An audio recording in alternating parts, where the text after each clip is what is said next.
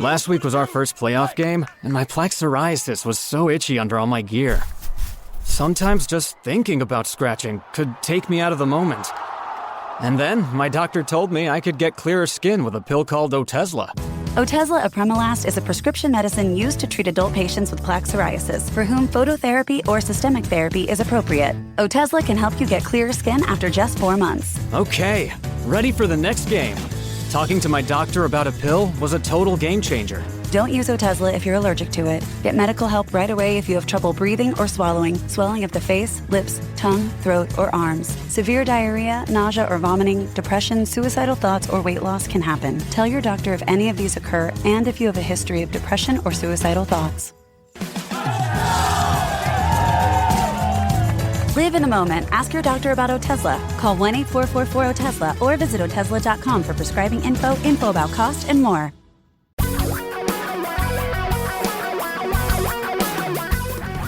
Reality radio for a really great future. We're talking real money. Hi, everybody. Welcome to another exciting edition of Talking Real Money Quick, the short version, the one that we do every week to complement the longer podcasts that we take from our Saturday show. But during football season, this podcast will have to suffice because we were preempted again for Washington Husky football, and we will be preempted again on the 27th. We will have a podcast, though, after the weekend of November 3rd and November 10th. So we'll have a couple of longer ones in the next few weeks, but this will have to do it for this week. This is the show where I try to get your questions answered on money issues of any kind, particularly investing. And the best way to share those with us is by calling 855-935-TALK, 855-935-8255, or you can go to talkingrealmoney.com and send those in through the Contact Us link. I think it's a Contact Us link. Let me look. Yeah, it actually says Contact. You can also get the podcast sent to you every week if you subscribe there or whenever a new one comes up. This week and last week, the stock market behaved very badly. Not just here, but overseas, particularly overseas. Chinese markets have been terrible for the year. Shanghai is in a full-fledged, absolute, no doubt about it, bear market. They're down, last I looked, 22, 23% over a single year. So that is technically a bear market. Here, we've had some big declines, but remember, when you hear that 200, 300, 400, 500 point decline business for the Dow, that thing's on a 25,000 point scale. So 500 points meant a lot back in the 80s, but it doesn't mean as much today. You really need to calculate what the percentage loss was, and the percentages have actually been relatively small. They haven't even amounted to a full-blown correction yet, which is a 10% loss, according to the experts, in air quotes. So we haven't reached that. And what should you do? Well, this question comes up all the time. What you should do if your portfolio is built properly is absolutely nothing. Because if you're a real investor and you follow the tenets that we espouse, your portfolio should be properly allocated for situations exactly like this. Your portfolio should be built for bear markets, even full-fledged bear markets. You should not own a portfolio that is too scary for you. If you can't stand the thought of a 50% decline potentially in stocks, then you should never be 100% in equities, even if it's globally diversified equities, which of course is what we believe you should have. Now, a lot of people want to argue about this whole concept of globally diversified portfolios. They think, well, why am I not just all in the U.S. since over the past 10 years, the U.S. has been great and those foreign stocks have been terrible? Oh, folks, here's the reason. You don't know what will happen tomorrow. All you know is what has happened. And yes, if you knew what you know now 10 years ago, which you didn't know, and you couldn't have known, and no matter what these liars say, they didn't know, you wouldn't have been able to do anything with that knowledge because you didn't have it. You couldn't have had it. You only have it in hindsight. You're looking in the rearview mirror. Stop it. And here's the question I want to ask you. Remember the 90s? I'm sure all of you do. U.S. equity prices soared during the 90s. Absolutely soared. International markets did not do anywhere near as well. They only did a tiny fraction of what the U.S. markets did. So money poured into the U.S. markets because they were doing well. Well, in 2000, they stopped doing well. And from 2000 until 2010, those U.S. equity stocks were terrible, particularly the ones that everybody tends to follow, which are the big blue chip stocks. Had you invested in the S&P 500 from 2000 to 2010, your return for those 10 years after dividends would have been negative almost 10%. Did you know to be an international from 2000 to 2010? You did not. Did you know that February, March of 2009 was the perfect time to get into U.S. equities and only U.S. equities? If you say you did, you are such a liar. Go ahead and lie to yourself all you want. I'm not paying any attention. You didn't know. You won't know. You can't know. You need to be globally diversified. You need to have the right amount of bonds for your risk tolerance and risk need. Don't take more risk than you need. Build it right. Get it right. And stop thinking you can predict the future. The minute you stop doing that, that's the point in your life when you finally can start relaxing about what your investments do. Because then you know that based on decades and decades of history, you're doing the best you can. And you're still likely to take advantage, should take advantage, of the wealth that stocks inevitably bring. Remember, it's not a zero-sum game. They inevitably bring some form of wealth. Oh, and while we're on that really quickly, I just want to touch on this one more time. You don't want to get into all these eclectic things. These people are doing these things to help make them money, not you. And I'm talking about cryptocurrencies. I'm talking about timing strategies. And actually, I'm going to talk a little bit more about those kinds of products when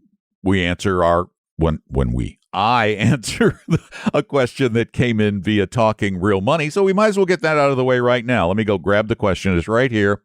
James sent this in, and James asks, could you please discuss saving for college with a KISS trust versus a 529? Currently, we have a Utah 529 set up for my 2-month son. Thanks. I love the podcast. Well, James, you're doing it right now. You must have heard some sort of an ad or promotional push for these silly KISS trusts. It's another one of these proprietary names. It's a gimmick. It's a trade name for a simplified trust agreement that you create with a particular company who I'm not going to mention. Do not do this thing. They make it appear like it's a really great deal, but bear in mind, this is not a really highly specialized, specified trust. It's a boilerplate trust. And they claim their basic trust is free. Free. They're such liars. I mean, they're bald-faced liars. Basic plan, I'm looking right at it from the KISS Trust. Pricing, annual trustee fee, none. Custom portfolios, no. Minimum initial funding, $1,000, et cetera, et cetera, et cetera, et cetera, et cetera. None, it says right there. But it says model portfolio. 7 C-share-based models. Oh, that's the gimmick. You see, they know that most of the folks who are going to be pitched this product do not have a clue what a C-share is. Well, I'm going to tell you what a C-share is. Their 7-fund portfolio that they give you in their free tier has funds like PIMCO Fundamental, and it's not actually called this anymore. It's called PIMCO RAE Plus Fund Class C. Its symbol is PIXCX. You want to know how they get paid? I'm going to tell you right now. This PIMCO fund has annual fees and expenses of, are you ready for this? 2% per year. Now, this used to be called the Fundamental Index Plus Fund, implying that it's somehow trying to beat indexes. And in fact, that's what they claim they're doing for their 2% per year. Folks, that's ridiculous. That's ridiculous. Let me just tell you, put it in perspective. Let's say you were a client of our firm. I'm just going to use our firm, Vestry, as an example. And you had less than $1 million invested with us. So you get our highest fee, all in with the fee for the advisor. This is for all the personal attention, not just building a portfolio and leaving you the heck alone, and the mutual funds in the portfolio. Your annual fee would be less than 1.3% per year. This one PIMCO fund is 2% per year. Of that, about half gets kicked back to the KISS Trust people. Now, let me just read you a little bit of Morningstar's analysis of this fund and tell me if this sounds like the kind of fund you want to be in. The fund seeks to outperform the S&P. I'm quoting this. The fund seeks to outperform the S&P 500 with two sources of excess return. The first listen carefully. The first from the equity sleeve's exposure to the value factor, and the second from its actively managed bond sleeve. The equity sleeve uses total return swaps for exposure to the performance of a value-tilted RAE fundamental U.S. large model portfolio, a systematic, fundamentally weighted index developed by Research Associates. These derivatives require a small cash outlay, so assets are actively managed as a flexible bond strategy by PIMCO. This, and she puts this in quote, this equity fund, which holds primarily bonds and derivatives, has an unorthodox structure that does present additional risks. Unorthodox structure? This is a fund that claims to want to outperform the S&P 500.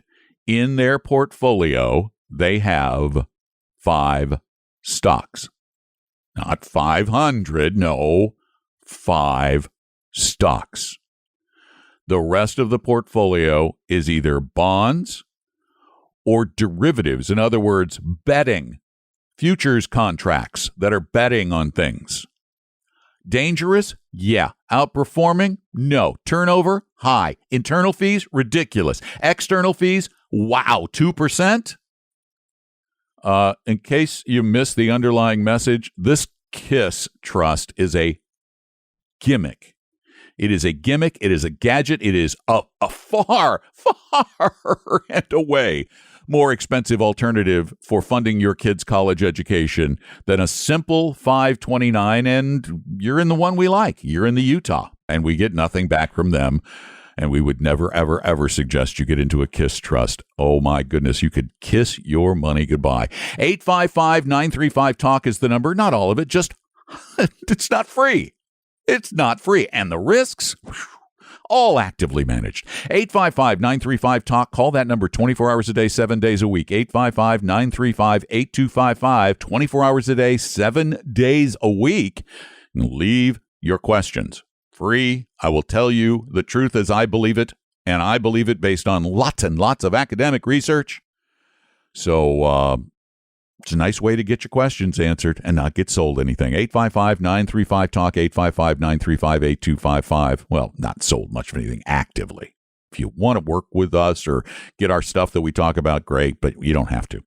Oh, I was going to mention the great features coming up are part of a series I did a little while back on the 10 keys to real investing. So this week we'll have the first 5 keys, and then next week we'll have the next 5 keys on this and the next edition of Talking Real Money Quick.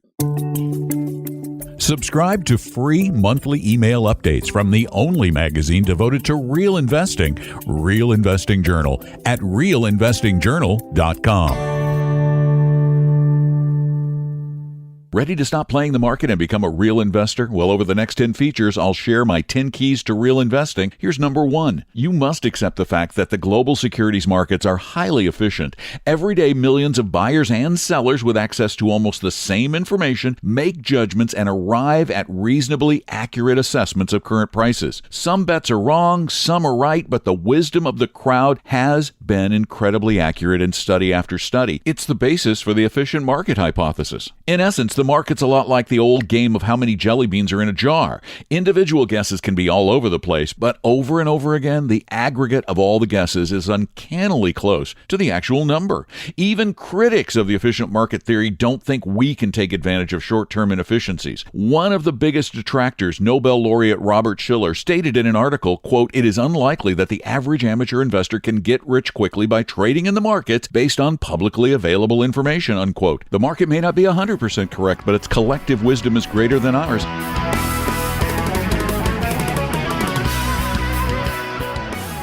Real investing key number 2.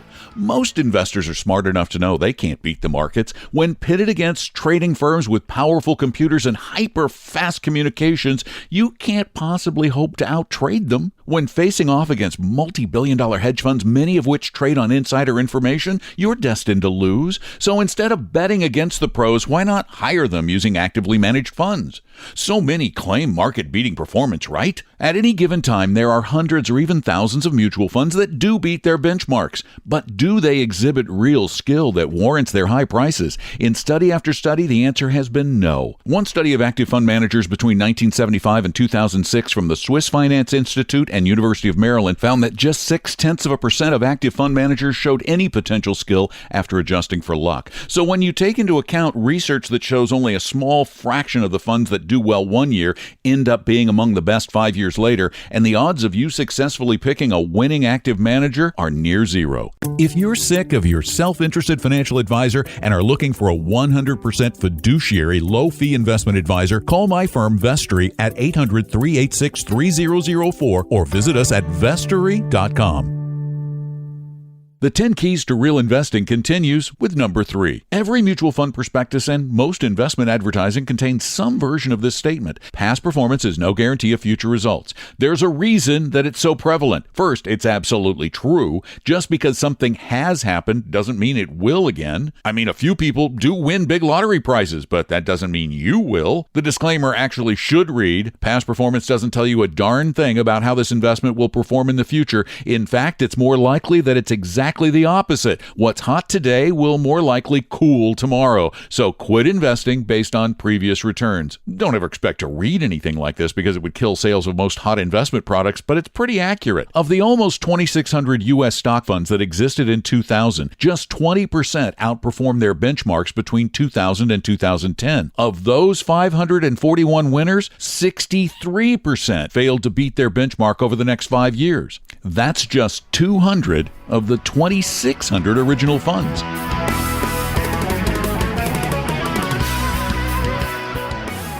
The 10 keys to successful investing continues with key number 4. In previous features, I've explained why you should accept the fact that the securities markets for our purposes are extremely efficient and there's little or no chance of you finding someone who can beat the returns of the market. For as far back as we have records, stock markets, not individual stocks, have rewarded long-term real investors with positive real returns. What kind of reward? Let's go back in time to 1926. We'll start with a single dollar and see what it would have done over the next 92 years through 2017. If the dollar grew at the rate of inflation, it would be worth about $14. Socked away in safe, liquid one-year treasuries, it would have grown to about $21. If you took more liquidity and volatility risk in long-term treasuries, that dollar became $143. But if it had spent the 92 years invested in large U.S. stocks, it would have grown to over $7,300. And had it been placed in scary small company stocks, it would have soared to almost $23,000. While individual stocks are scary, as a group, given enough time, they've built serious wealth. Subscribe to free monthly email updates from the only magazine devoted to real investing, Real Investing Journal, at realinvestingjournal.com.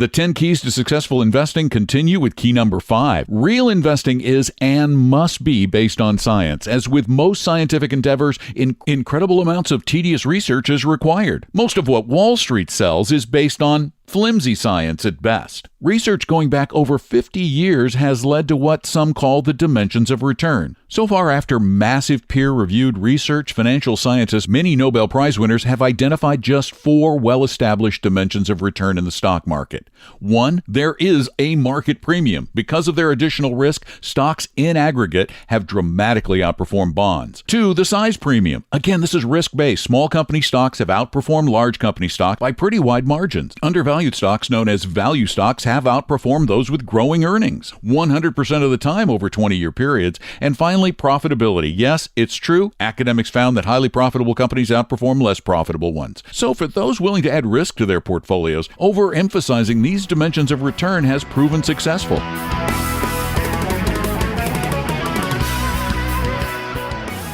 Hi again, I'm Don McDonald. Next week we'll have the final 5 keys to real investing.